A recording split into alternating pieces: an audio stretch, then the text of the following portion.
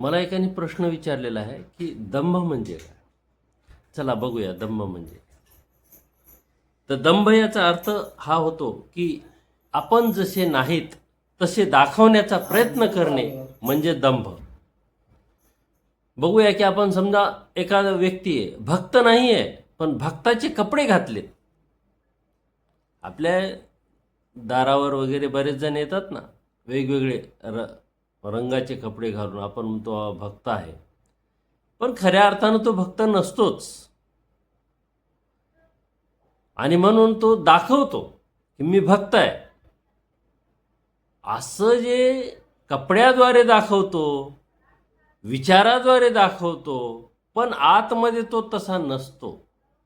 हा म्हणजे दंभ आहे, दांभिकपणा आहे. आपण समजा श्रीमंत नाही आहेत, पण श्रीमंतासारखे कपडे आणि श्रीमंतासारखी वेशभूषा करून जर फिरू लागलो तर तो सुद्धा एक दंभ आहे.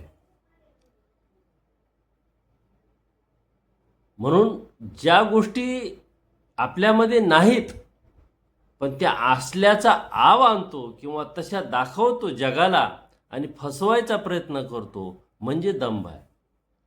आणि दांभिकपणामध्ये जास्त करून बघा हा शब्द वापरला जातो तो म्हणजे अध्यात्मशास्त्रात किंवा भक्तीमध्ये वापरला जातो. परंतु खऱ्या अर्थानं मी जर सत्यवादी नसेल आणि सत्य असल्याचं जर भासवत असेल, सर्वांना सांगत असेल, आपण खोटं बोलत नसतो, आपण काही करत नसतो, हा सुद्धा एक दांभिकपणा. मी जर दानशूर नाही आहे पण दानशूर असल्यासारखं दाखवत असेल, वेगवेगळे फोटो काढून हे करून, तर तो सुद्धा एक दांभिकपणाच आहे, तो सुद्धा एक दंभच आहे. म्हणून हा दांभिकपणाकडे आपण लक्ष दिलं पाहिजे. आणि जीवनामध्ये बघा सत्याला सामोरं गेलंच पाहिजे. आपण जसे आहोत तसं राहता आलं पाहिजे. ही जीवनाची सत्यता आहे, हे जीवनाचं चिंतन आहे. ज्याला सुखी जगायचं आहे ना, भासमान जीवनामध्ये जगण्यात काय अर्थ आहे? भासवणं, मी आहे ते आहे, जसा आहे ते आहे, त्याच्यात काय मोठी गोष्ट आहे? कुठल्याही माणसानं हे वास्तवामध्ये जगणं हे जास्त गरजेचं असतं, ना की दुसऱ्याला दाखवण्यासाठी.